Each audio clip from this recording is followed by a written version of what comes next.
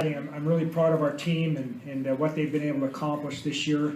It's a tremendous Frozen Four field, probably one of those years where any of the four teams could win it, and I think it's going to make for an exciting tournament for the fans. I think from what I've seen so far, Philly's done a great job as a host. It's a great building. The downtown area, I think for a lot of our players, and I can speak for myself, I've never been here before, so it's kind of nice to go to a new area, new venue, and to play in another Frozen Four. Nate, you been here before, Philly? No, I haven't, and took advantage of it last night. I know a bunch of the guys went out and got some Philly cheesesteaks and tried to take in a little bit of the experience. Kyle, you got a Philly cheesesteak too? No, I didn't get one. I sat in my room all night, but we got a nice view of the Rocky thing from our hotel. It's pretty cool. So might you have a Philly cheesesteak tonight, or is that part of the diet going into the game? No, I'm not going to have one of those. Eat healthy tonight. All right. Don, Philly cheesesteak? I didn't get there last night, so but the guys, they were kind of split which one they liked better. So they tried both, so they did what they're supposed to do when they came here.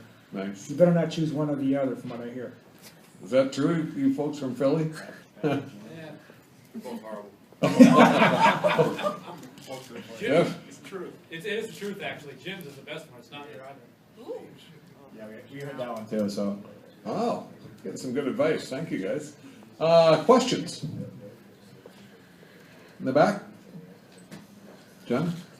Jonathan Tannenwald from Philly.com. Coach, I know you said you hadn't been here before, but now that you're here, I'm sure you know that this is a city that loves its hockey, that's rabid for the Flyers, and it's got that going for it, but it doesn't have college hockey at the Division I level in the city, and it doesn't have that incredible sort of grassroots to pro hockey culture that Minnesota is renowned for. And for people who are from here and haven't experienced that, can you talk about what it means to you from your perch, that hockey culture in Minnesota from the grassroots all the way up, and how important it is for you? Well, it's kind of funny for me personally. Actually, I was drafted by the Flyers back in 1978, but like any good man, you have to know your limitations. So I got into coaching instead. And I also had a buddy I grew up with that played at the University of Pennsylvania.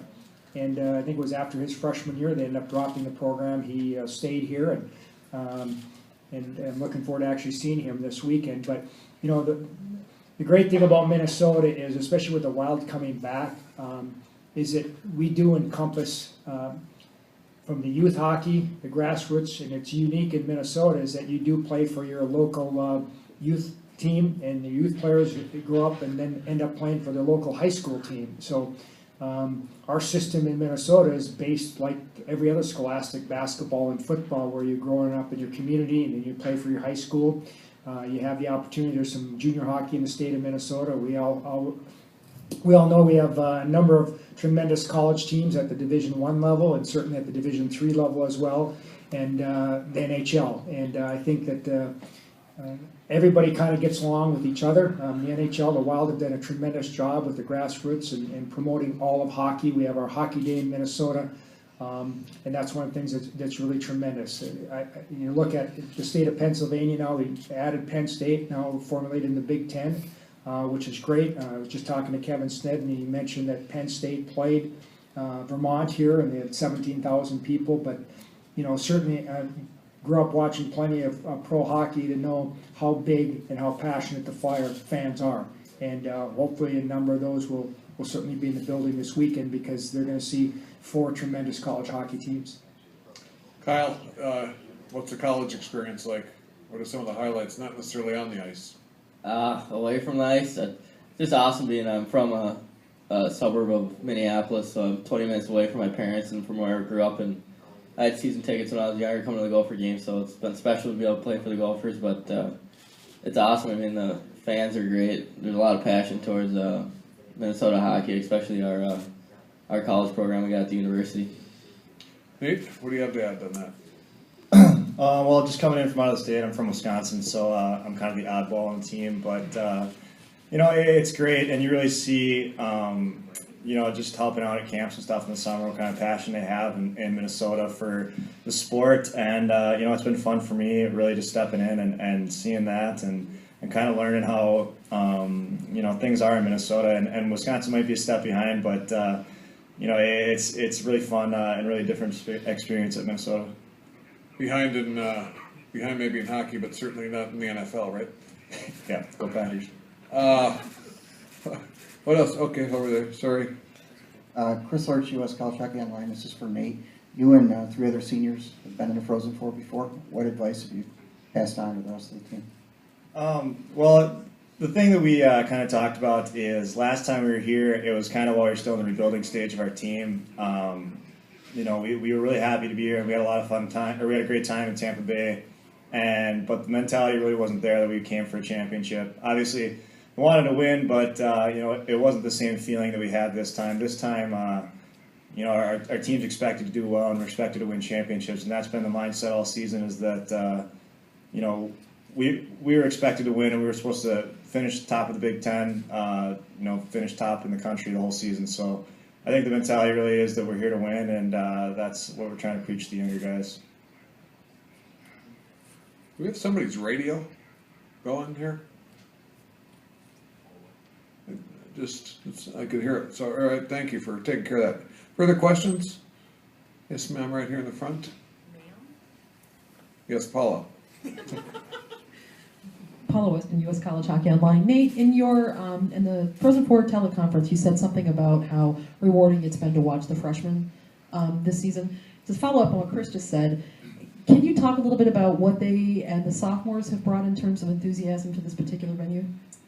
Yeah, you know, we might be a little bit different as we have some younger guys, some guys that come straight out of high school, so they bring a really youthful experience to us. You know, I had to play 2 years of juniors in order to make the next step for college, and so I'm an older guy, but you know, it's fun to hang around the younger guys, and you know, they're a little bit different in things they like. They're different trends. You know, I always give Brady Shea a hard time. He's my roommate on the road, and he listens to One Direction all the time, and I can't stand it. But you know, on the ice, it's a lot of fun with those guys. Being paired with Camerata and Klus all season, they're really talented offensively. Really, you know, great players. It's just a matter of I had to kind of show them the ropes at the beginning of the year as far as defensive and really how to be a college hockey player. So it's been a little bit different for me this year as I kind of had to help coach up some of the younger guys and their defensive habits. But you know, it's been rewarding to see them kind of come into their own this season.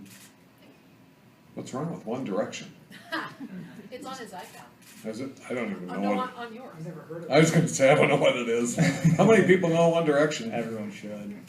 Oh, quite a few. Gosh, we're out of it here. Sorry. What else do we have? I see. Yes, sir. John Tannewealth.com again for Coach. You mentioned this briefly a minute ago, but if you could expand maybe on the importance of the Big Ten creating its own ice hockey conference and what that's going to do to grow the sport nationally and its profile.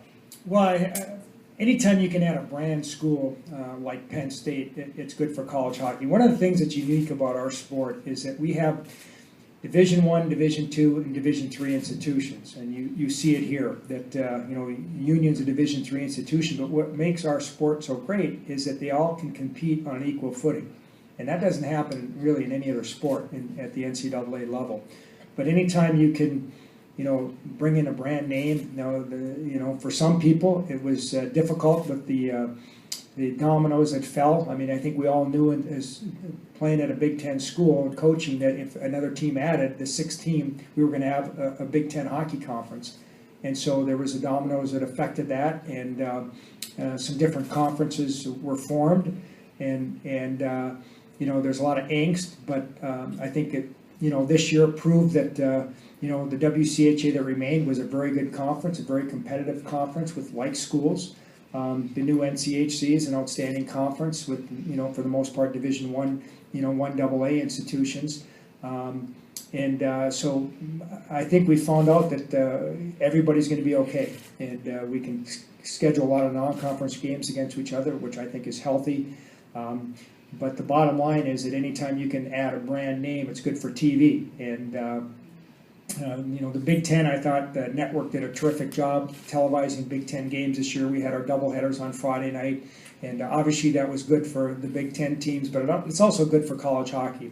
You know, there's more games on now than ever before between the CBS Sports Network, NBC Sports, and, you know, it's like anything with TV ratings, you want brand name schools, so when people turn it on, they recognize the names.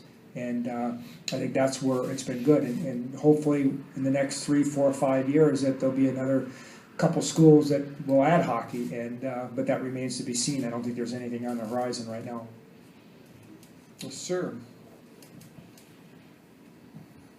Don, Mike Jensen, Philadelphia Inquirer. Understanding that the Frozen Four is much bigger than any rivalry, can you explain the rivalry to people in Philadelphia? How crazy did it get over the years? Well, it's probably, if you equate it to football, Giants and Phillies. I mean, Giants and the Eagles. That's probably a pretty good rivalry. But I mean, basketball, North Carolina, Duke. I think if you look over the years, I mean, I didn't play at Minnesota, but grew up in the state. North Dakota's the more rural school. Minnesota's their neighbors, and North Dakota's right on the border. I think if you go back to the rivalries maybe in the 70s and 80s when North Dakota was predominantly Canadian, Minnesota's for the most part's been Minnesota kids. So I think that's where the rivalry really got going. And it's like anything. You've got two programs that have excelled. A lot of outstanding hockey players that have come through that are playing in the National Hockey League, and two programs where it's important to the fan bases and their communities that they do have success. And between the two schools, there's been an awful lot of success over the years. So, the rivalry at times is fierce. I think, but at the same time, I think if you talk to the coaches and players, for the most part, it's been respectful. I think there's a lot of respect on both sides of it. And those games usually bring out the best. And it's a little different this year that we're not in the same conference, so it does feel a little bit different. I don't think you'll see.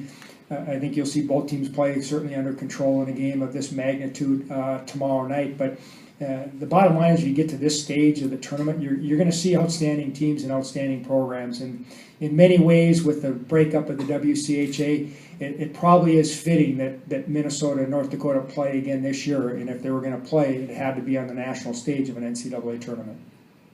Kyle, what about the rivalry? It's awesome. I think it's one game that when we moved to the Big Ten, it was one game that I was certainly going to miss. I'm sure all the North Dakota guys are going to miss, and all my teammates would miss too. So it's one of those games where you see it on the schedule and you kind of circle it. Although all games are important, but this one was the biggest one. And now that we get to play them, it's awesome, because that was something I was definitely going to miss. Nate? Yeah, being my senior year, obviously I want to go out against North Dakota and play them at least one last time, and kind of set up perfectly that I'd play them in the Frozen Four, and this would be my last shot to play against them. I know that over the years there's always been really close games, really heated rivalries, so while I've been here, it's been that you've always had to go through North Dakota to win a championship, and that was what it was like my sophomore year when we went to the Frozen Four. We actually had to beat North Dakota to go there, so it's always been a fun game, and it's always been top talent playing against each other and really getting the best out of each other. Further questions? Right here in front, ma'am. Paula Weston, U.S. College Hockey Online. This is for all three of you, actually. Obviously, having good goaltending is something that you need to get here, but how important was the steadiness of Adam Wilcox early in the season, maybe, while your team was still developing? Nate?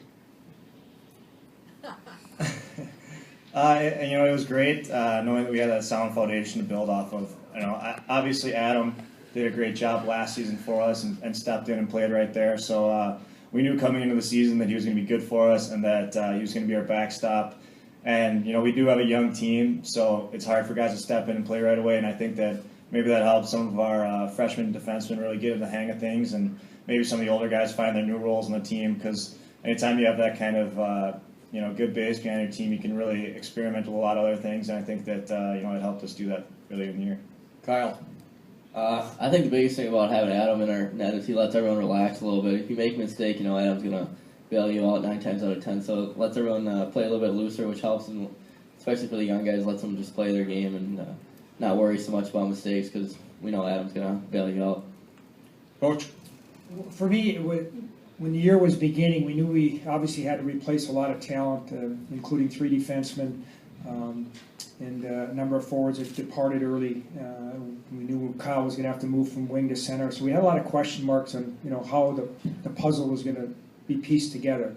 The one thing as a coach that's comforting is you knew you had an outstanding goaltender to build from. And if you were gonna make mistakes, that he could cover up some of those, especially early in the year, as it takes time for the young guys to learn, you know what, you better make sure you're back checking all the time, or you better be in a proper position defensively.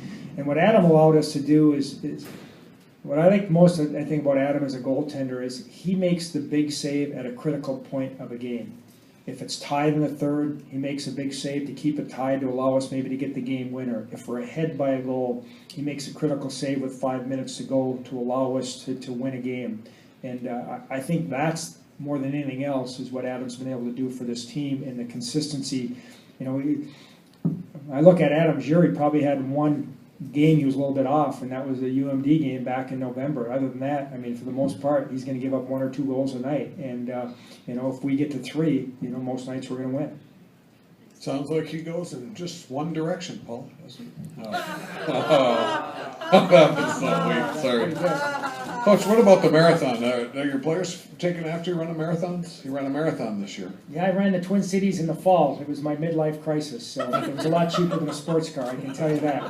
A couple of new pair of tensions. No, you know what? I ran one in the early 80s, and I was sick a few years back, and it was kind of to prove to myself that I was all the way back. So a lot of time. I mean, as far as I'm concerned, a marathon's about 2 to 3 miles too long. But I did it under my goal of under 4 hours, and I proved to these guys that, you know, the old man in the room still has it. It was kind of funny that I think I went right from the finish to our training room, because I wanted to make sure our trainer was there and could work on me getting an ice tub, and some guys watched me limp in, and they didn't even know how long a marathon was. Different generation, but they know what one direction is, right? But you know what? It was a great experience. I'm glad I did it, but I think I'll stick to running my about 5 miles a day. That's good enough. It's a long grind, that's for sure. But it's good to see I did it. And it was a good cause. We raised some money for defending the blue line, so I was part of that team too. So what a great, worthy cause that was as well. You guys have any plans to run a marathon? No. Our training's enough, thanks. Got it. Brian Deutsch is somewhere, I think. Do you guys know Brian, by the way? PR person for the Gophers in the back. If you don't know Brian, you'll get to know him. Any, raise your hand again, Brian, so people just, don't hide, come forward. I mean, jeez. Yeah. It's good for people to know, because everybody doesn't know you. You may think they do, but no, that's cheap. What else do we have? Anything else? We good? Okay, guys, thanks very much. Best of luck.